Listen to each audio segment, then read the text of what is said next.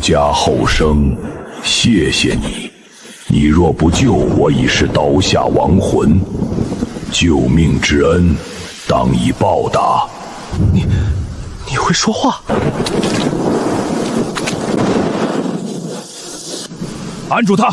这紫王拔的个头罕见，镇上药酒厂的老板开价200块要收龟壳，一锤下去，壳要是裂了就不值钱了。瞄准他的脑袋砸！苏长青，你个穷念书的，在这儿发什么疯？撒手！把他放了，这龟都活了上百年了，有灵性的，你们不能动。有灵性？老子今天就要拿他的灵性换酒喝！你装什么烂好人？你家那条能下海的双逃网大船，今天上午刚被你舅舅苏大民强行开走，抵了旧债。你现在身上连1毛钱都掏不出来吧？长青，全村谁不知道你妹妹小满现在腿疼的在床上直打滚？你舅舅今晚正摆酒庆祝得了一艘大船呢，你却在这里护着一个王八，赶紧滚回去给你妹妹求止疼药吧。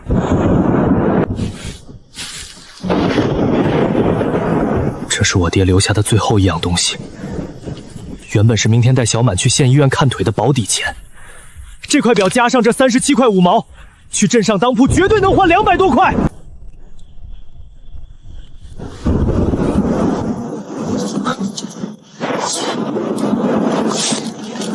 钱货两清，现在滚！行，你是个有种的大学生，我倒要看看，明天你妹妹疼得哭爹喊娘的时候，这只王八能不能变出钱来救你？哼，我们走。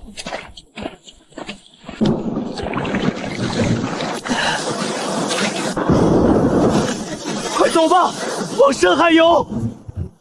对不住了，小满，哥明天就算去码头扛大棒，也一定把你的药钱挣回来。苏家后生，谢谢你。你若不救我，已是刀下亡魂。救命之恩，当以报答。你会说话？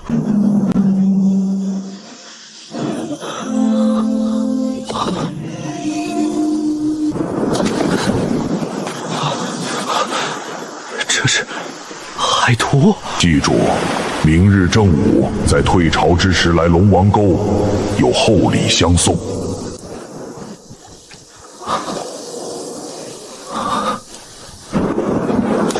龙王沟是村里人称为死神沟的地方，要去吗？船没了，爹留下的最后一样东西也没了，小满的药钱，明天拿什么去凑？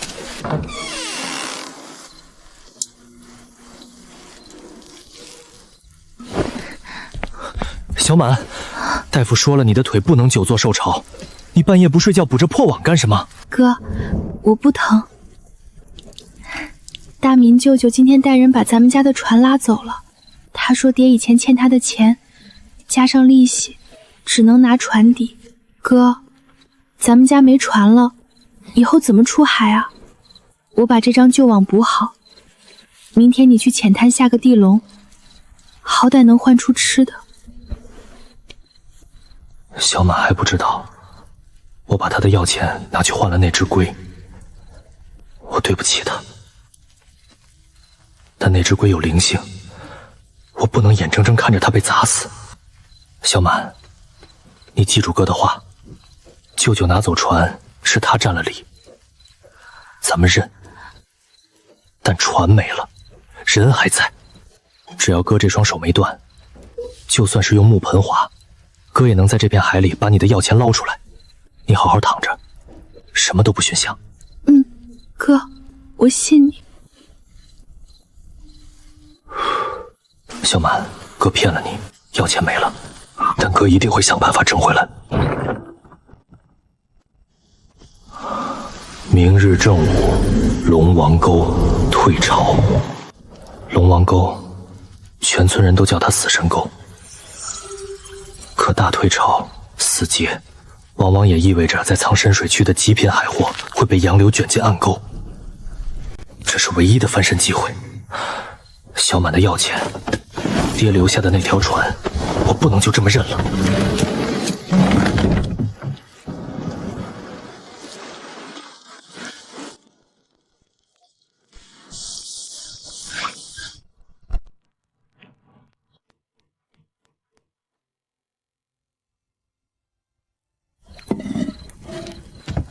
老辈人用竹筒听水流，我用这个能听得更清楚。暗礁在哪儿，回水在哪儿，下网之前心里要有数。哟，长青，这是整啥新鲜玩意儿呢？怎么，你舅舅刚把你的大船收走，你就打算开着这块棺材板下海了？长青啊，你别听流水瞎起哄。你看今天这天色，海发星，云接水，这是要起绝命风暴的兆头啊！今天谁家的船都不敢往深海走，你划着木盆子出去，不是找死吗？陈叔，谢谢您提醒，我知道今天海况还不好，但我只去龙王沟外围碰碰运气。小满的腿疼得厉害，药不能停，我总不能坐在家里等天上掉馅儿饼。只要我不贪心，见好就收，不会有事的。陈叔，您的好意我心领了，可有些事不拼一把，就永远没有机会。龙王沟？老陈叔，你别劝了，人家是大学生，说不定人家懂科学，能在这死神沟里捞出金元宝呢。长青，一会儿要是风起浪涌了，你可别怪大伙儿不去救你啊！咱们可没那个胆子跟海王爷抢人。陈叔，帮我照看一下家里。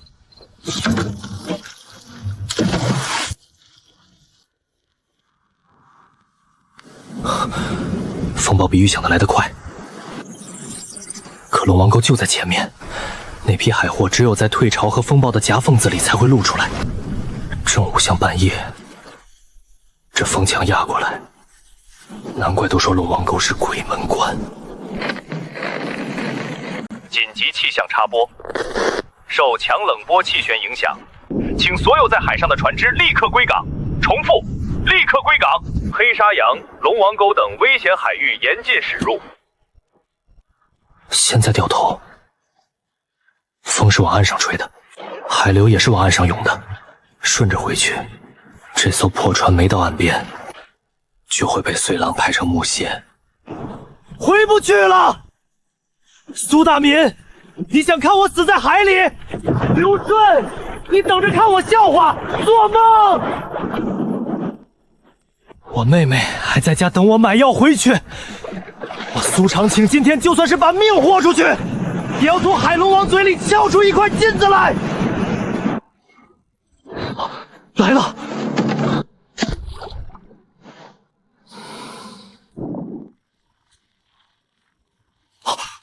断崖式退潮，这就是老渔民说的死神潮。海底暗流在抽水，船要翻了，稳住！你给我稳住！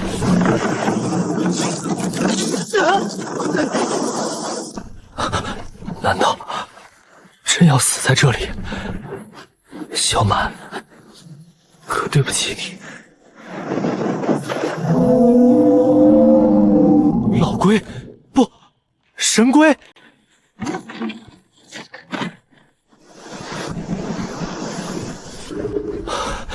顺水入渊。没时间关守了，再不走，命就交代在这儿了。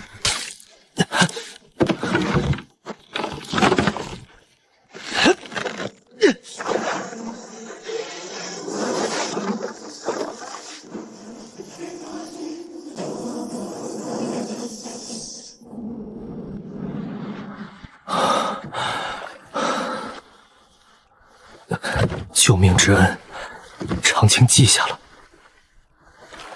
等我妹妹病好了，我一定给您立长生牌位。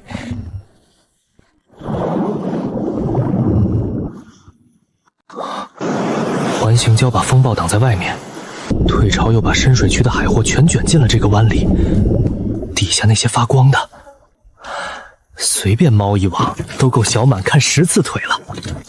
舅舅，你抢了我的大船，却只能去吃我剩下的残羹。这龙王沟真正的黄金归我了。潮水随时会变，等外面的风暴眼移走，这避风湾里的海货就会重新散入深海。这是唯一的窗口期，错过这阵，退了潮的货重新散回去，我这辈子恐怕再也没机会凑够小满的医药费了。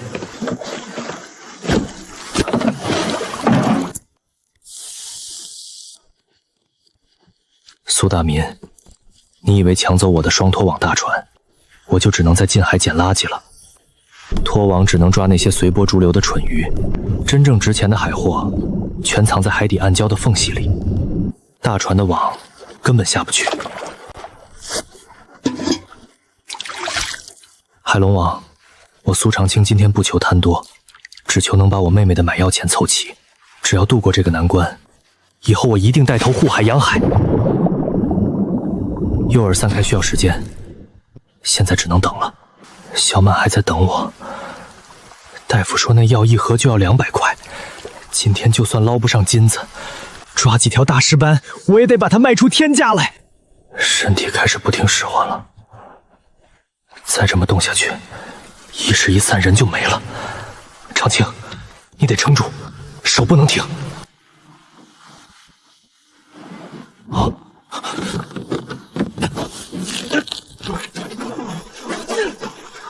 我操！这下面到底进了什么怪物？给我起！武装当地滑轮，绳子绕半圈，就等于多了一个人在帮我拉。一个人拉不动的，3个人就拉得动。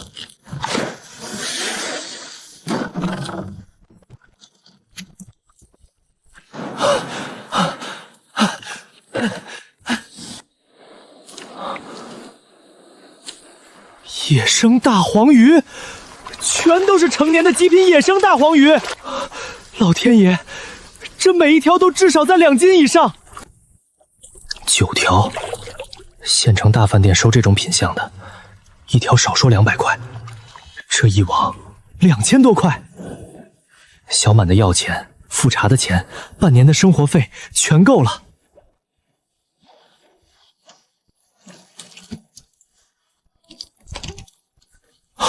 中华锦绣龙虾，还是这么大的个头，这起码得有6、7斤重。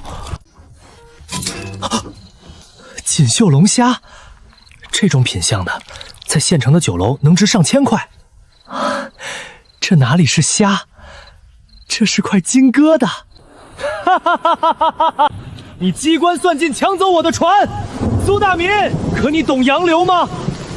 你懂物理吗？你有一颗敬畏海龙王的心吗？钱，这都是小满的救命钱，老天爷不缺我苏家，这第1桶金我拿下了。苏大民，咱们走着瞧，这只是个开始。这批货不能过夜，越快回县城价越高，但水产站那些鱼贩子一个比一个精，看我一个浑身湿透的年轻人拖着船过来，第一件事肯定是压价，得想好怎么开口，怎么咬住价不松口。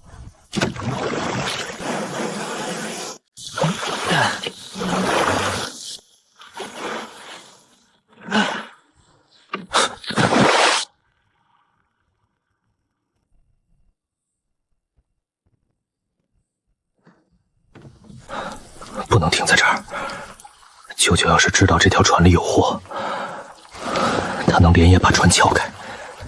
红树林遮得住船，遮不住风声，必须赶在村里人发现之前，把货全部换成钱。全村现在信得过的只有陈叔，找别人等于给苏大民报信。长青，你活着回来了！哎呦，老天爷保佑！快进屋擦擦，你这手怎么……陈叔，我没事儿，我有个救命的急事求您。您院子里那辆拉煤的3轮车，能不能借我开半天？晚上我给您加满油，连带5块钱租金一起给您送回来。你这孩子说的什么话？你爹在的时候没少帮衬我，你要用车开走就是，提什么钱？不过外面风大雨滑的，你到底要干啥去？陈叔，大恩不言谢，我去县城给小满抓药。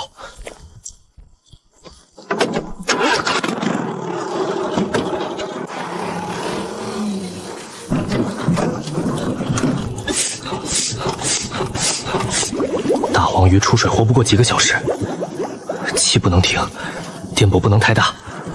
30公里路，每1分钟都是在跟鱼命奔跑，多拖1天，鱼就死1条。镇上那几个贩子兜里掏不出200块活钱，这批货只有县城的水产站吃得下。而且孙金才急着给省城迎宾馆备菜，今天是最好的卖家窗口。去！今天台风过境，你们就拿这些被浪拍死的臭鱼烂虾来糊弄我？省城迎宾馆的大厨明天亲自下来选菜，这种货色白送我都不要，拉走！什么高档货？台风天哪里来的高档活鱼？能活着回来就不错了。孙老板，收高档野生鲜货吗？高档鲜货，小伙子，不是我看不起你，就你那辆破拉煤车能装什么高档货？大黄鱼还是大海虾呀？我今天可是只要尖端货，普通的海鲈鱼、带鱼你拉去菜市场吧。如果就是大黄鱼呢？而且是活着的大黄鱼。活的野生大黄鱼？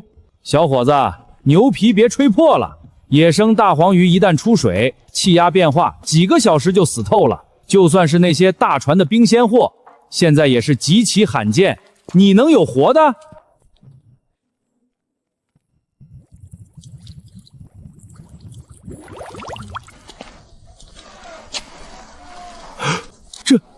这成色，腹部如金，嘴唇带红，尾柄细长，这他妈真是顶级的野生大黄鱼啊！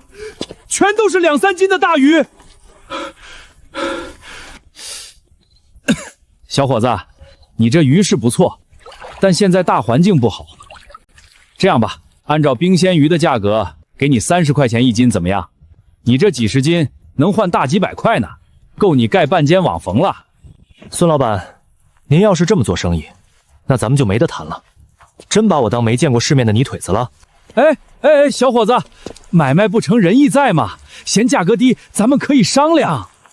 野生大黄鱼，看嘴、看尾、看胸鳍。我这批货是今天正午在龙王沟深水区30米下的暗礁里捞上来的，压强极其稳定，腹部的金黄色没有丝毫退化，而且出水后，我一直采取人工打养，成活率100%。您刚才自己也说了，省城迎宾馆的大厨明天要来选菜，这种活体极品野生大黄鱼摆上桌，那是您孙老板在省城长脸打通关系的金字招牌。30块，那是冰鲜死鱼的价，少于80块1斤，我现在立刻掉头，送到隔壁镇的水产站去。这批货放走了，明天大厨来了，我拿什么招待？这小子句句说到点子上了。省城迎宾馆的单子要是拿下来，光这一单的利润就不止2000块。行，35斤整。35斤、81斤，2800。孙老板，先别急着结账。大黄鱼只是开胃菜，如果这还不够压场子，您再帮我长长这件东西的眼。神虾，锦绣龙虾，老天爷，这起码有7斤重啊！这玩意儿送到迎宾馆，别说大厨，连省城来的领导都得多看2眼。吃，砸锅卖铁我也得吃下来。小伙子，不，苏老弟，这只锦绣龙虾，我给你凑个整数，8000块。加上前面的大黄鱼，一共10800，我立刻让财务去银行给你提现金。8000加2800，11000，这个价能成交。行，快去财务室拿钱。苏老弟，你点一下，10800，一分不少。不用点了，孙老板的信誉我信。10800，小满的药钱有了，先去县医院找大夫开药，再去供销社给小满买床厚棉被，他那床被子都潮得发霉了，不能再盖。最后去粮店，米面油盐够过一整个冬天的。怀里揣着1万多块，走在这街上就是活靶子。赶紧买完东西，天黑前必须回到陈家沟。苏大民抢走的是一条船，我带回去的是一条命。小满的命，苏家的命。从今天开始，陈家沟的日子也该换个过法了。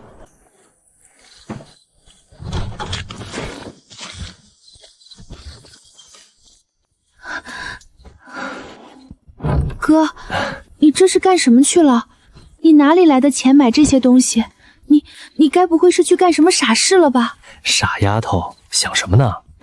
哥是正正经经靠海吃饭赚来的钱。你看，这是什么？这是县里大夫开的最好的药，进口的，专门治您这种腿疼的，吃下去就不会一抽一抽的疼了。哥今天在龙王沟下了网，运气好，捞到了一窝极其罕见的极品大黄鱼，卖了个大价钱。哥还要攒钱带你去省城大医院，把你的腿彻底治好。龙王沟，陈叔说今天那里可是起了黑风墙的。哥，你为了我连命都不要了。海龙王收不走你哥的命。行了，你好好捂着出出汗，哥去厨房给你炖红烧肉。今天咱们好好庆祝一下。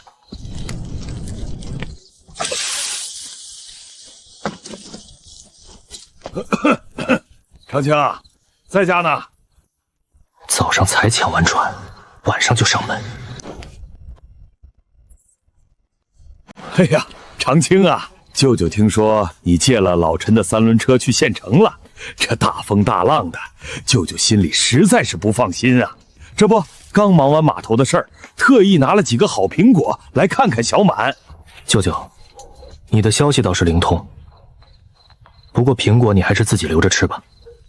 小满刚睡下，受不了风，有什么事就在这儿说。长青，咱们可是亲骨肉，打断骨头连着筋。舅舅听水产站那边的熟人递了口笑，说你今天拉了几十斤活的极品大黄鱼，还卖了只神虾，赚了大1万块钱。你是不是误打误撞摸到龙王沟底下的什么神仙窝子了？是又怎么样？哎呀，我就说我外甥是个有福气的人。长青啊，你看你那条破船，不仅装不了多少货，还危险。正好，舅舅今天刚接手了你爹留下的那条双拖网大船，咱们爷俩合伙干。你把那个窝子的具体位置和下网的水流朝向告诉我，舅舅出船出油出人工，咱们做大做强。合伙？那利润怎么分？都是一家人，舅舅能亏待你吗？大头当然得用来维护大船和给船员发工资，剩下的利润，舅舅拿70%，给你留30%。你只要动动嘴皮子指个路，以后你就坐着收钱，小满的药钱也全包在舅舅身上，怎么样？他用我爹留下的船，我的情报出油出人工，70%的利润被他拿走，还说得像施舍一样，这跟空手套白狼有什么区别？今苏长青以双拖网海船1艘，已扣其父生前所欠苏大民之债务及利息，自此钱货两清，陈家与苏大民再无任何债务纠葛。此后两家死活无关，各走各路。舅舅，这上面的红手印，是今天早上你按着我的手，当着全村老少的面，1式2份签下的吧？苏长青，你个小兔崽子，你这是什么意思？跟你舅舅分得这么清，你书都读到狗肚子里去了。我好心好意带你发财，你不识抬举。到底是谁不识抬举？早上抢船的时候，你怎么不想着一家人？现在看我赚了钱，拿着几个烂苹果就想来分走我用命换来的海货。好你个白眼狼，你给我等着，看我不把你那个窝子给掏空！大海就在那儿，凭本事吃饭。不过我劝你一句，龙王沟水深流急，龙王爷收人的时候可不管你是不是老手，慢走不送。索长青，龙王沟30米下的暗礁，没有精准的洋流数据，就算他把整个船队拉进去，也找不到位置。找到了也白搭，那地方暗礁比渔网还密，大船进去就是触礁沉底。几只地龙效率太低，我有精准定位海货的能力，缺的是让海鲜活下来的条件。海货一离水就死，死了就不值钱。我得在家建个海鲜暂养池，把捞上来的活货养住，再慢慢找好买家。红砖、水泥、活水泵，明天就去镇上买。趁早去镇上，赶在建材店开门就把货订好。上次是运气好，风暴退潮碰上了鱼群，可大海不会天天给饭吃，万一捞上来又遇上坏天气出不了海，活鱼变死鱼，价格就要砍掉一大半。必须建个池子，把货养住再慢慢卖。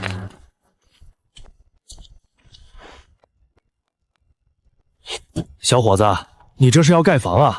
光水泥就拉了10袋，红砖2车，够砌一间屋子了。不盖房，养鱼。老板，给我多来2卷密封胶带，要大号的。养鱼？在院子里？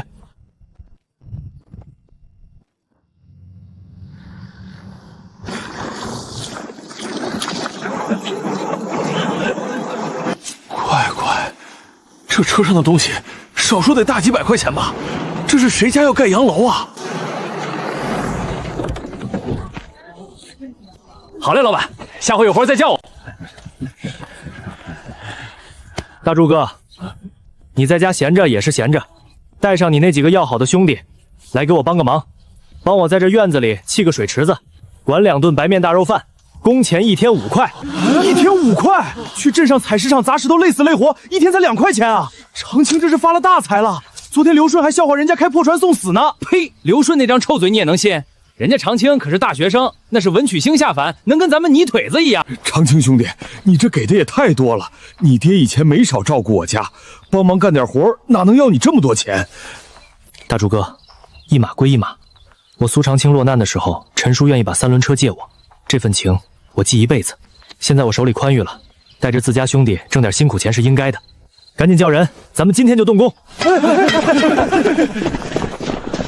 这个小畜生，昨天才卖了海货，今天就抖起威风来了，还1天5块钱雇人，他这是拿我的钱在充大爷啊！大明叔，您看在这镇上，真要在家里建个聚宝盆啊！真要是让他建起来了，以后这陈家沟谁还把您这个船老大放在眼里？聚宝盆，老子让他变臭水沟！走，咱们去后头盯着，看他到底要搞什么名堂。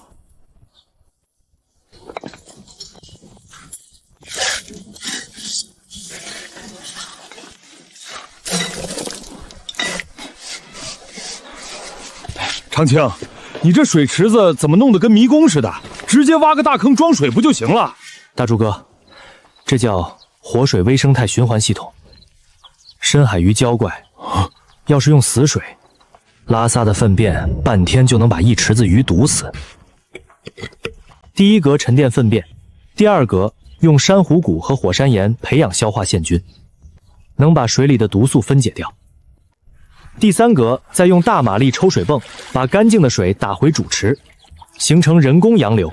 只有这样，不管外面打多大的台风，我这院子里的极品海鲜都能活蹦乱跳的等水产站的大老板来收。我的天，到底是大学生，这脑子就是跟咱们不一样。照你这么干，这池子就是个摇钱树啊！说白了，就是把大海搬进院子里。水是活的，毒是清的，鱼住的舒服了，就能等个好价钱再出手。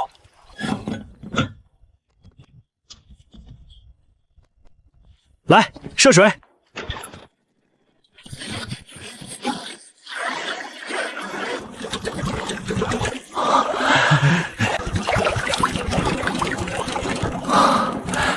成活了。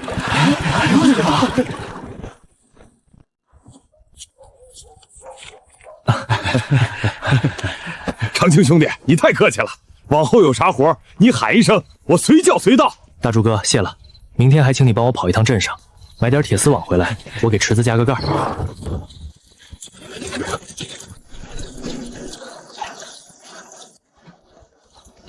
大秘书，您听见下午那小子说的了吗？什么细菌，什么循环的，这小子是家里造了个海呀！要是等他明天出海捞了货，填满这池子，那得值多少钱啊？值多少钱都没用，死鱼可卖不上价钱。他苏长青不是懂科学吗？不是说他那个什么过滤池能解毒吗？大秘书，这是什么？造纸厂用的高浓度漂白粉，一点就能毒死一河沟的鱼。他不是靠那根管子从海里抽水吗？今天后半夜，等他们兄妹俩睡熟了，咱们把这包东西顺着他那根进水管的滤网口倒进去。这可是投毒啊！万一被抓住了，你怕个屁！大半夜的，谁能看见？就算他明天发现鱼全死了，海水一冲，哪来的证据？他今天让老子在全村人面前丢了脸，老子就让他这辈子都翻不了身。等他倾家荡产了，那龙王沟的窝子，他就是跪在地上求我，也得乖乖吐出来。一包漂白粉才几毛钱，废掉他几千块的池子和一池子的鱼，他就算知道是我干的，没证据也拿我没办法。刚才是什么？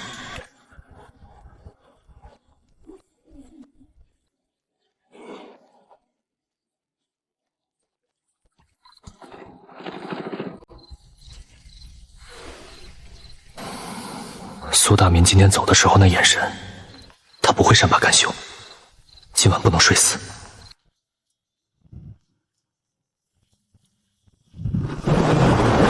毒水死体。这股心境是老龟的警告，水质出问题了，有人投毒，进水口被人动了手脚，一旦毒水进了池子，整个系统全废了。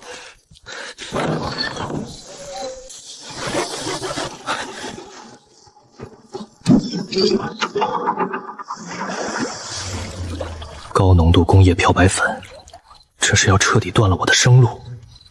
苏大民，你找死！要让他再也翻不了身，就得留下铁证。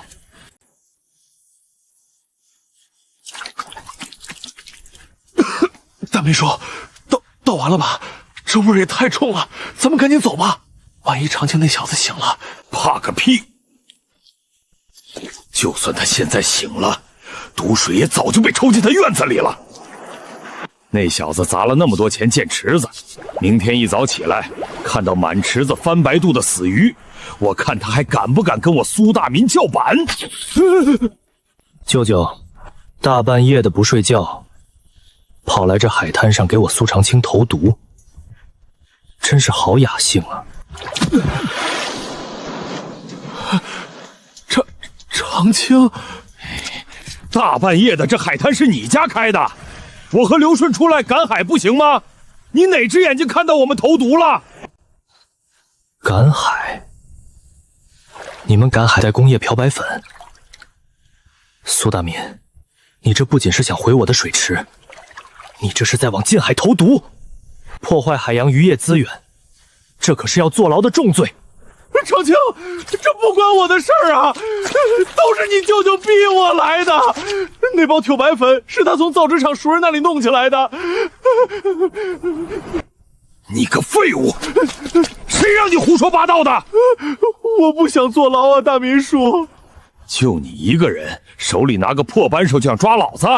老子今天就是投毒了又怎么样？你说投毒就投毒，这海水是你家的？你有证据吗？没证据，你能拿我怎么样？证据，这是我刚刚在进水管口截下来的水样，加上地上的牛皮纸包装，还有刘顺这个现成的人证，这铁证如山。你说派出所的同志是信你还是信我？长青，长青，咱有话好说。我可是你亲舅舅啊，咱们关起门来自己解决。我不要你家船了，我把欠条也还你。早上签的字据你忘了？我们两家早就两不相欠了。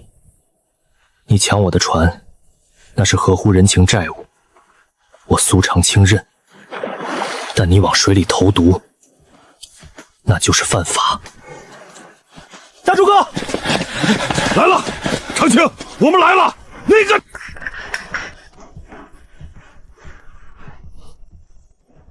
把他们看住，谁都别让他们跑。放心，他们俩今晚哪儿也去不了。明天一早，派出所见。水样、包装、人证都在，剩下的就交给派出所。真是舅舅投毒害外甥，这也太歹毒了。可不是嘛，我昨晚亲眼看到大柱他们把人摁住的时候，苏大民还在那骂骂咧咧呢。怎么回事？大清早村委就打电话报警，说有人投毒破坏生产。谁报的警？李所长，是我报的警，辛苦您们跑一趟。李所长，您可得给我做主啊！这都是误会，我是这小子亲舅舅，我大半夜的带人来海边赶海，他非说我投毒，还叫人把我扣在这儿冻了一宿。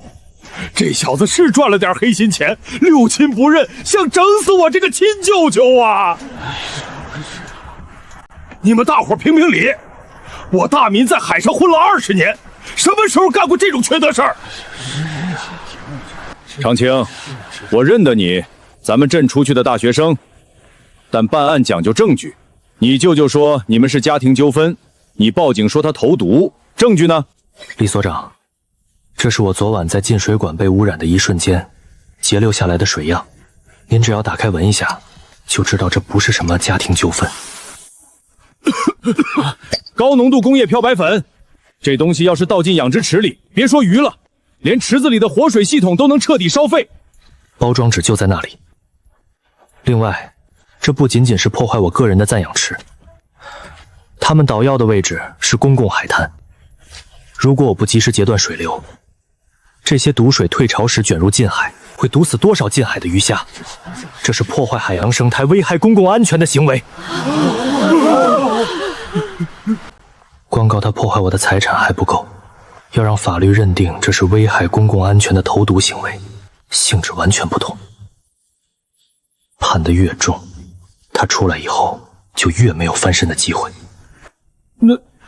那是别人扔在这儿的，我就是路过。你凭什么说是我倒的？你有什么人证？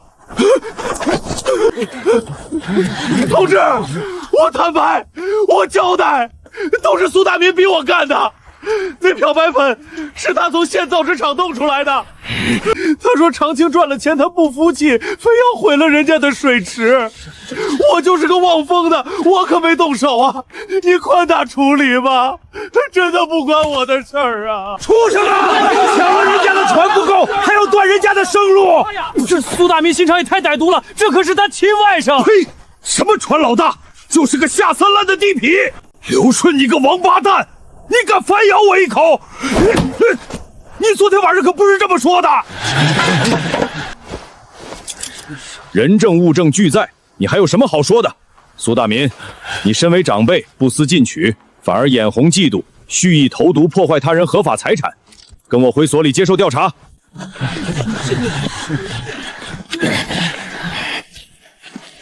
苏长青，你别得意，我告诉你，就算我进去蹲几天，那大拖网船还在我手里，你那个龙王沟的窝子，我早晚要把它掏干。我等着你。不过我提醒你一句，海龙王的钱只有懂海的人才能挣，你如果非要去送死，谁也拦不住你。拘留最多10天半个月，再加上治安罚款和赔偿金，他为了交罚款，肯定会把船卖掉抵债。一个没了船又没了名声的赌徒，唯一的念想就是龙王沟，那地方不是给他准备的。长青，真有你的！对付这种老赖，就得用法律制裁他。今天真是大快人心。大柱哥，昨晚多亏你们几个帮忙镇场子，这钱你们拿去兄弟几喝点酒去寒气。以后我这海鲜池子做大了，少不了要雇你们干长期的活。那感情好，以后你指哪儿，哥几个就打哪儿。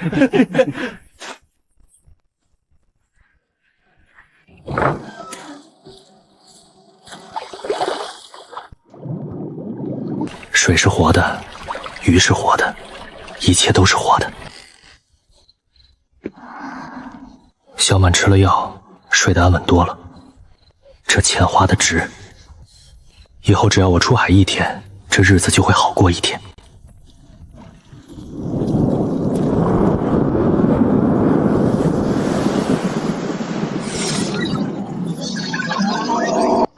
气压又降了。根据洋流图显示，下一次天文大潮马上就要来了。苏大民，你既然执迷不悟，那这片海就是你最后的归途。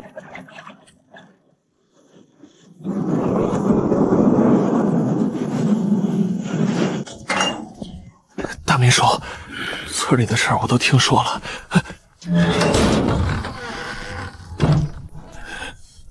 钱全没了，13000块的赔偿加罚款，我攒了10年的家底儿全填进去了，柜子空了，就剩那条船了。大明叔，这下是真的完了，赔了钱又赔了面子，村里现在背后都在戳咱们脊梁骨，说咱们是投毒的烂人，这日子没法过了。你懂个屁！只要那艘双拖网大船还在，只要咱们还能捞到鱼，面子算个球。钱没了可以再赚，只要我摸到了龙王沟的门道，不出半个月，苏长青那个小杂种赚的钱全都得归老子。他以为把我送进去就能高枕无忧了？我告诉你，长青，老子在海上跟风浪打了20年，龙王沟那点水还淹不死我。可是昨天长青那小子在码头卖货的时候，我偷偷看过他笼子，他那网兜眼子比咱们小一半，专门卡鱼鳃的。诱饵我闻过，是鲜蛤蜊，不是咱们用的臭鱼杂。还有，他每次入水都先绕一个大弯再进沟，根本不走直线，咱们的大船根本进不去啊。他是贴着礁石缝，但我仔细观察过他入海和回来的水流轨迹。那小子运气好，误打误撞找到了个避风湾。今天下午是大潮，退潮最厉害的时候，龙王沟的水位最低，到时候暗礁会全部显露出来。只要咱们开足马力，跟着他的航机线死死咬住，他能进，咱们就能进。兄弟们，今天下午跟我出海跑一趟龙王沟，只要这一趟能捞到一船极品大黄鱼，每个人分5倍工钱。大明哥，今天这天色总感觉有点不对劲啊，空气里一股子腥味儿，是不是要起大风？怕什么？我这双拖网大船是钢制的，重达30吨。苏长青那个木板拼的破船都能在那儿来去自如，我这大船还会怕？要是这点胆子都没有，就滚下去，别耽误老子发财！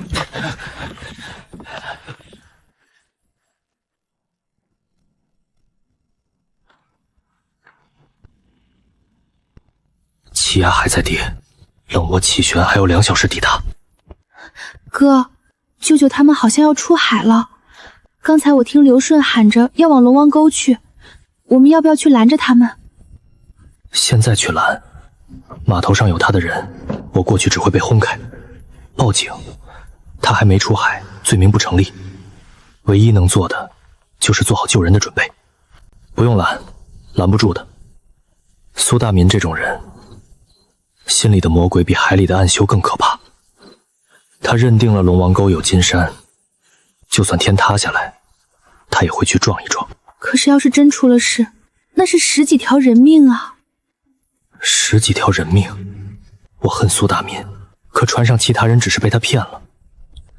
他们家里都有老人孩子，不能就这么白白送死。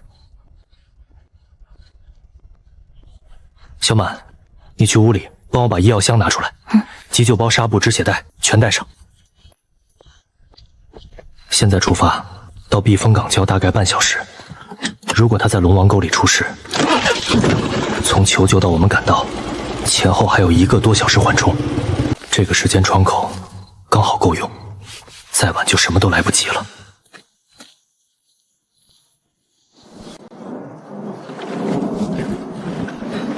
这天气，我心里总是不踏实。来都来了，大明哥说了，这一趟要是成了，顶我们在码头干半年。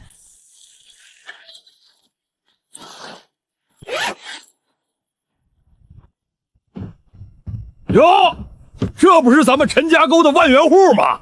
怎么看我大船要出海，舍不得那龙王沟的窝子，想来给舅舅送行？苏大民，这是我最后一次提醒你，现在气压已经精降到了900帕以下，这绝对不是普通的大潮，而是极罕见的冷涡气旋。龙王沟现在的洋流速已经在以每秒2米的速度增加，一旦进入那个海沟，这艘船的动力系统根本抵挡不住暗流漩涡的撕扯。每秒2米的暗流意味着什么？意味着船底一边的水在往东拉，另一边的水在往西拽，舵轮根本打不动。就算它马力全开，也只是原地打转，然后被漩涡拖进去。大明哥，你听听，长青这孩子真是好心啊，还是老一套吓唬人呢。咱们这么大的钢船，还能让他那几张破网吓着不成？苏长青，你省省吧，这套把戏昨天就玩过了。我知道你就是想独吞那个窝子，怕我们去了把鱼抓光。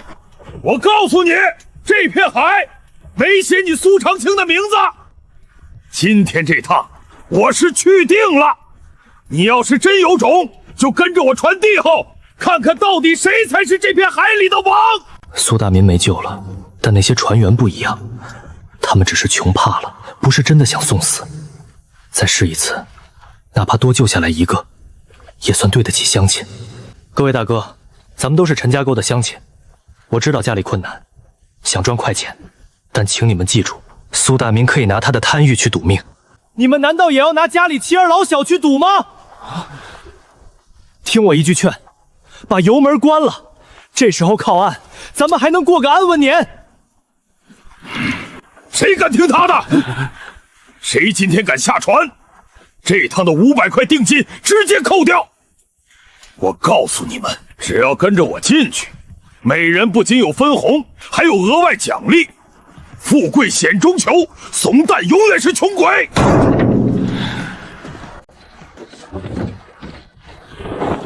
该说的我都说了，既然路是你们自己选的，那就自求多福吧。大柱哥，咱们不进龙王沟，但在外围的避风港礁待命，把这套救生绳和浮tiêu备好，随时准备接人。放心吧，长青，我知道轻重。你刚才那番话已经仁至义尽了。避风港礁那一片水流相对平缓，我们停在那里观测。如果他们的船真出了事，浪会把人和残骸往那个方向推，我们在那儿就是最后一根稻草。启动发动机，出发！咱们去龙王沟。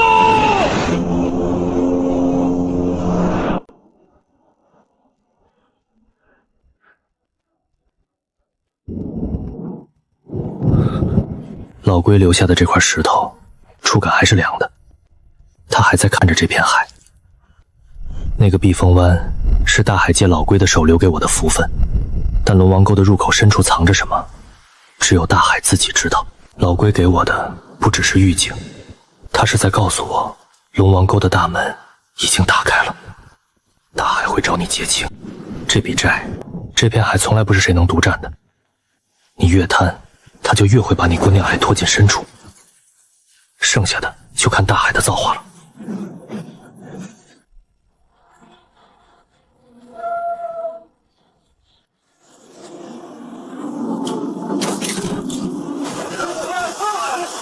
明哥，不行了，这根本不是浪，这是要吃人的水墙啊！那块礁石就在侧面，咱们快掉头吧！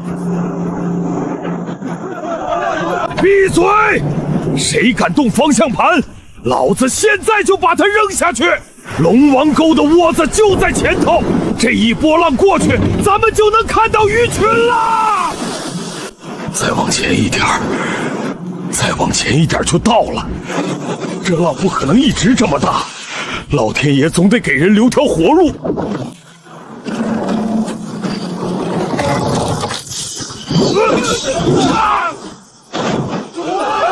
救我，大明哥！救！该死，该死！这他妈到底是怎么回事？常听说这沟里有暗流漩涡，我当他是吓唬我。可刚才那道钢缆断得不对劲，不像是撞断的，更像是被什么东西从底下拽断的。这水里到底有什么？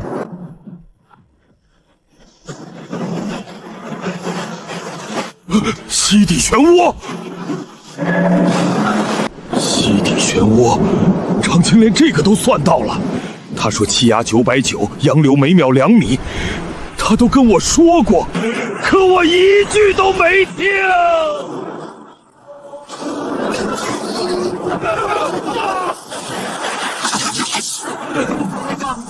咱们都要死在这里了！我不想死，我家还有2个孩子。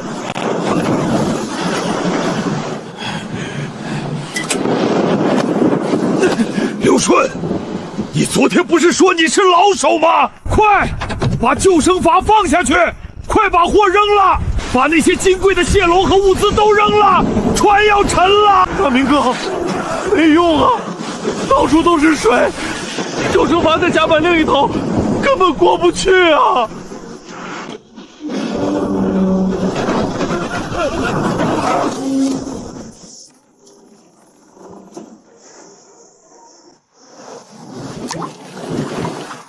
报应，这他妈真是报应啊！常青跟我说的时候，他站在码头上，脚边放着那卷救生绳。我笑他胆小，现在想想，到底谁是那个傻子？如果当时听了他的话，如果当时没有他那1万块钱，这船上的人一个都不会少。可我没听，我谁的话都没听，就因为我觉着自己在这片海上混了20年，连个毛头小子都比不上。现在全没了，船没了，钱没了，可我脑子里想的还是他那句气压990。船没了可以再买，钱没了可以再挣，可那2个掉下去的人呢？他们回不来了。他们是听了我的吆喝才上船的，是我把他们带进了这道海沟里，是我害死了他们。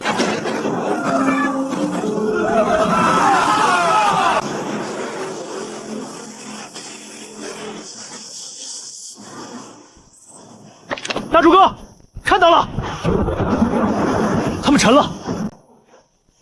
保持航向，利用老龟压出来的暗流轨道，准备接人。这一趟，咱们带多少人出去，就得带多少人回来。长青，放心，这帮混蛋虽然可恶，但咱们不能见死不救。冲！稳住船头，别侧着身子吃浪，那会直接翻船的。浪是横着打过来的，船头如果正对着浪硬顶，10米高的水墙能把船头掀翻，只能斜着切进去，从2道浪的缝隙之间穿过去。这是我老渔民那里学到的最关键的一招。长青，那儿有人头，是刘顺，他抱着一块断崖板。大柱哥，准备接应，救生圈抛过去，千万别让浪把人卷到礁石缝里去。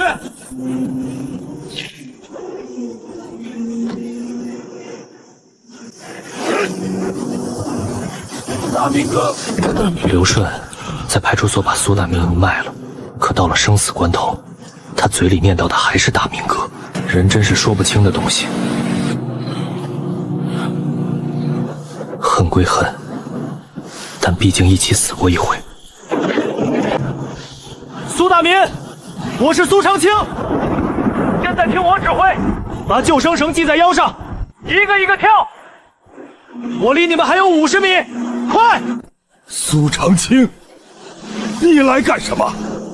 我害了你，我投毒毁你的基业，你还回来救我这只老狗干什么？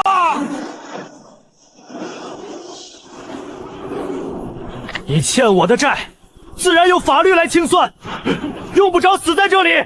你现在的命是我的，我不让你死，你就得给我在法庭上把那些罪行全部交代清楚。他已经在忏悔了，但光忏悔没用，得让他有活下去的理由。现在死了就躲过去了，只有让他觉得还有事没做完，他才肯跳。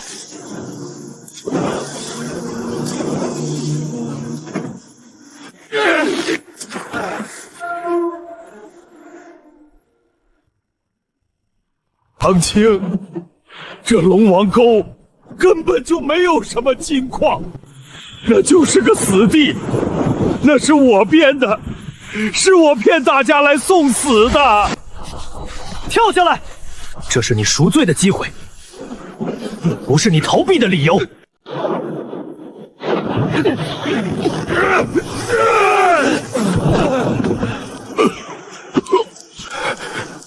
长青，对不住。大柱哥，走，全速返航。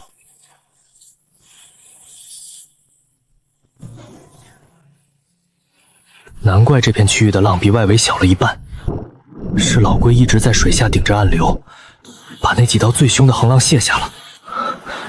没有他，这艘小艇根本靠不到船边，人救上来了，船沉了。苏大民和那些船员会被法律审判，该坐牢的坐牢，该赔偿的赔偿，而我和小满终于可以真正开始自己的生活了。这片海还是那个样子，可从今天起，这片海是我的海了。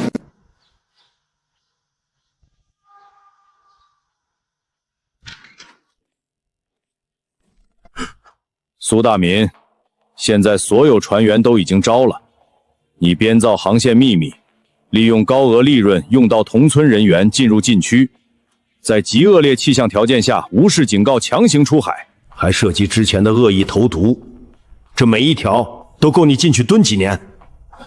李所长，我不辩解了，是我猪油蒙了心，是我想害长青。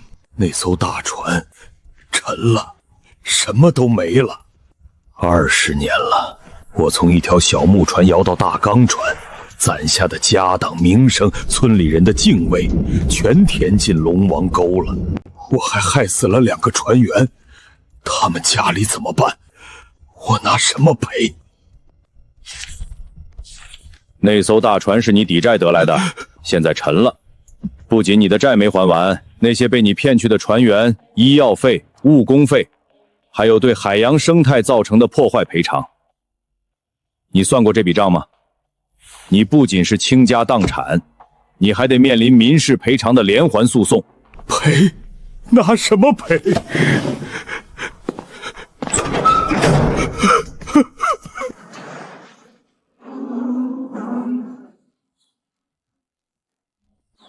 哥，咱们真的要这么做吗？